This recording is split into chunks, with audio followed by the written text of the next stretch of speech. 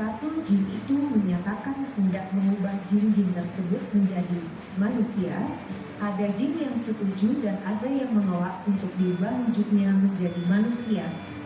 Dewi Anjani sangat marah terhadap jin-jin yang menolak perintahnya. Ia perintahkan prajurit jin untuk menangkap jin-jin membangkang tersebut.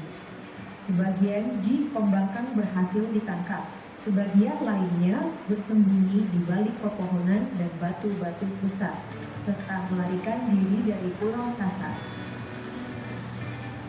Setelah keadaan aman, Dewi Anjani mengubah 20 pasangan jin bangsawan menjadi manusia, dan seorang di antaranya ditunjuk menjadi pemimpin. Masing-masing pasangan akhirnya memiliki keturunan. Lambat laun mereka menjadi sangat banyak dan hidup menyebar di seluruh Pulau Lombok sampai sekarang.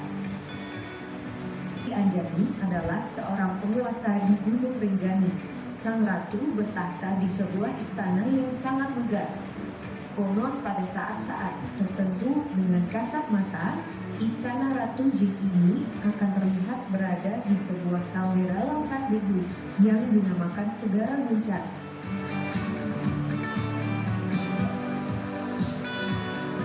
Dalam menjalankan pemerintahannya, Dewi Anjani dibantu oleh Patih Songan. Ratu Dewi Anjani memiliki peliharaan seekor burung beberi, berparuh perak dan berkukoteha, karena terbuat dari baja. Waktu itu daratan Pulau Lombok masih berupa bukit berhutan lebat dan belum dihuni manusia.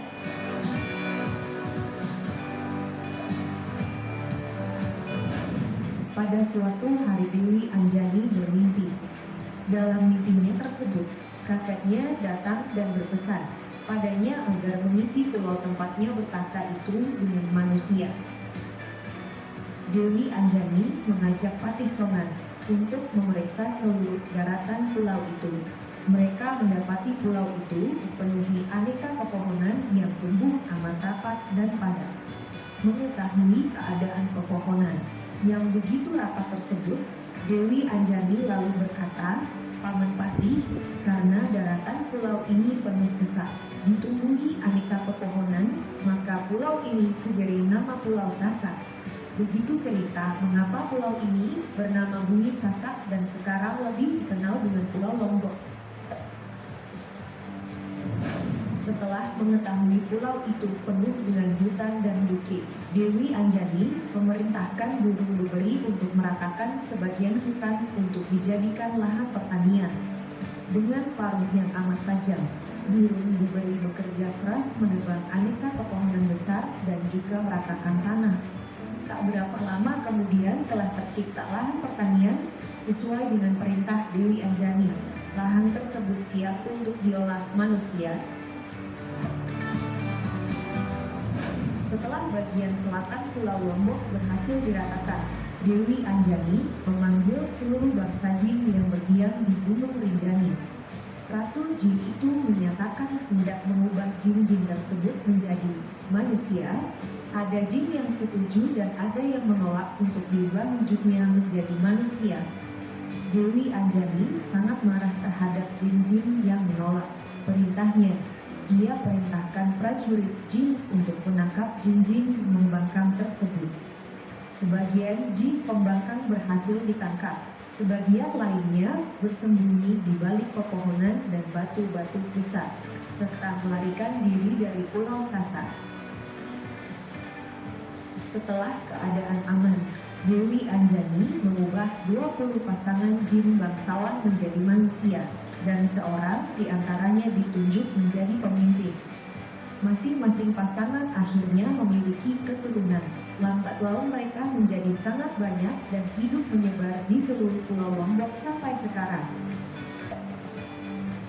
Umat Nabi Nuh. Asal-usul suku Sasak sampai saat ini masih menyisakan banyak perdebatan. Berbagai pendapat, baik dari para ahli ataupun masyarakat awam berseliweran di media sosial. Banyak yang sepakat, namun banyak juga yang saling menolak. Apapun itu, diskursus tentang Sasak selalu menarik untuk dibicarakan. Salah satu pendapat yang cukup kontroversial mengenai asal-usul bangsa Sasak datang dari Babat Lombok. Manuskrip yang pernah menghebohkan dunia itu menyebut jika asal-usul bangsa Sasak adalah dari keturunan Nabi Nuh. What? Nabi Nuh? Betul, Anda tidak salah dengar. Babat Lombok menyebut demikian. Cerita Nabi Nuh termuat dalam pupu-pupu awal Babat Lombok. Disebutkan Nabi Nuh yang telah berdakwah ratusan tahun diperintahkan untuk membuat perahu. Lantas perahu itu berlayar di tengah samudra selama bertahun-tahun. Kemudian cerita tentang sepasang umat Nabi Nuh yang terdampar di Lombok itu diceritakan pada pupu 176. Bunyi pupu itu sebagai berikut. Mung sajodo wong kari urip hikang mati, ponan kadame pakata tumibahing puba Lombok.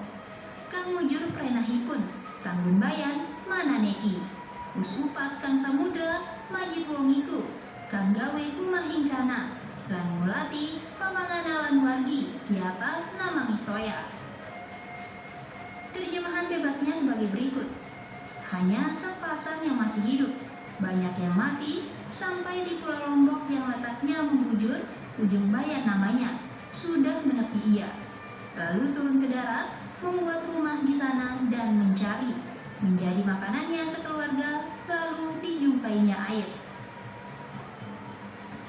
Jika berdasarkan bunyi pupu itu, maka didapatkan sebuah cerita bahwa sepasang umat Nabi Nuh itu ketika selamat, mereka terdampar di pantai utara Lombok. Tempat itu bernama Bayan. Setelah turun, mereka kemudian membuat rumah dan mencari makan untuk keluarganya.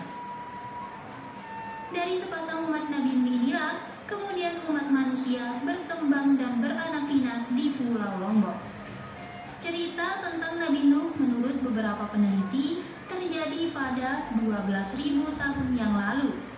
Jika kita mengamini pendapat peneliti itu, maka umur bangsa Sasak sudahlah sangat tua. Bayangkan, 10.000 tahun sebelum Masehi, Lombok telah memiliki peradaban.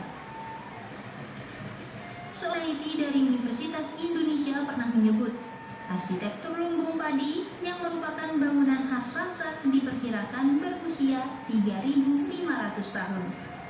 Dan konon, bentuknya tersebut diinspirasi dari bentuk kapal atau perahu yang terbalik. Akankah yang dimaksud adalah Bahtera Nuh? Ataukah keberadaan desa di Lombok Timur yang bernama Timbanu